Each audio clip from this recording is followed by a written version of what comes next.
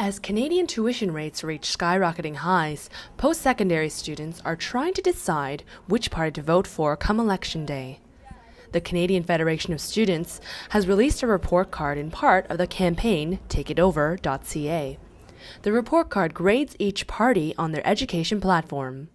We met Ontario Chairman Sandy Hudson during a campaign visit at Ryerson University. Hudson says students are hungry for change. We have the highest tuition fees in Canada in Ontario. Our debt is just under $40,000 on average, and we think that it's time for a change, and we know that students also think that it's time for a change. Ryerson students say tuition fees are too high, and they're ready to take a stand.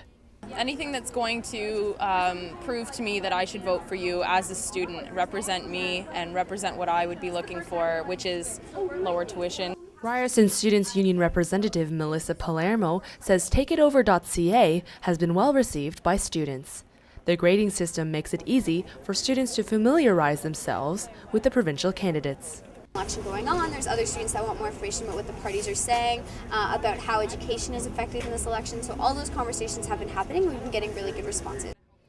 Other Ryerson students say they hope the program will raise awareness about the election. Everybody's paying attention to it. Even like if 5 out of 100 students see it, it will increase voting among students, right?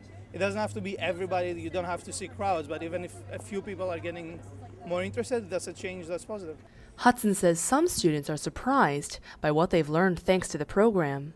We were getting a lot of words of thanks. A few people being like, oh, I didn't know that the Liberals were going to do this, or I didn't know that the Conservatives didn't really have much on education in their platform. And that's, I think that's really helpful. Student groups will continue to raise awareness on education platforms.